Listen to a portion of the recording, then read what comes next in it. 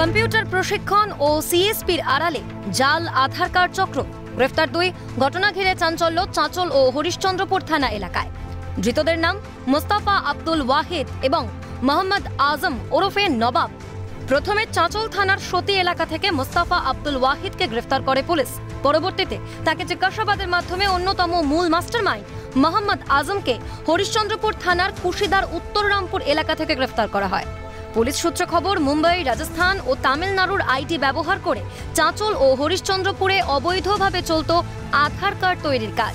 ধৃত মোস্তাফা ওয়াহিদের থেকে উদ্ধার হয়েছে laptop, eyeball scanner, keyboard, printer ও একাধিক আধারের রিসিভ কপি। এদিকে ধৃত মোস্তাফা আব্দুল ওয়াহিদের বাবার দাবি, আমার ছেলে নির্দোষ। আমার ছেলে সিএসপির কাজ করতো। এই সিএসপির কাজ করার মাধ্যমেই ওর কোনো বন্ধু বা কোনো সোর্সে একজন ছেলের সঙ্গে যোগাযোগ হয়, যে ওকে প্ররোচনা দেয় যে আমার কাছে আধার কার্ড করার আইডি আছে, আমি ওই আইডি দিয়ে সার্ভারের ব্যবস্থা করে দেবো, চালিয়ে দেবো বা করে দেবো, তুমি তোমার সিএসপিটাতে আমাকে বসতে দাও, তোমাকে আমি কিছু পয়সা দেবো। এই হিসাবে ও সরল ছেলে, আমার বুঝতে পারেনি, ও বসতে দিয়েছে, ও আইডি দিয়ে আধার করেছে, আমার ছেলেকে সামান্য কিছু পয়সা দিয়েছে।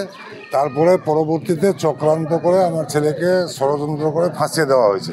জাহাঙ্গীর যে এখানে আধার কার্ড বানাতো, তাহলে কি এখানেই এখানে কাজ করতো না? তাহলে ওই ইয়েতে সুতিতে কাজ করতো। তাহলে এখানে কি করতো? তাহলে এখানে থাকতো বলে এসে ও মানে ভাড়া থাকতো এখানে। অন্যদিকে পুলিশের দাবি, এই চক্রে আরও কেউ জড়িত থাকতে পারে। মালদার এক থেকে বিহার ঝাড়খণ্ড সীমান্ত, আবার অন্য একটা অংশ জুড়ে রয়েছে বাংলাদেশ সীমান্ত, যেখানে নদীপথে অনেকটাই অংশ অরক্ষিত, ফলে থাকছে অনুপ্রবেশের আশঙ্কাও।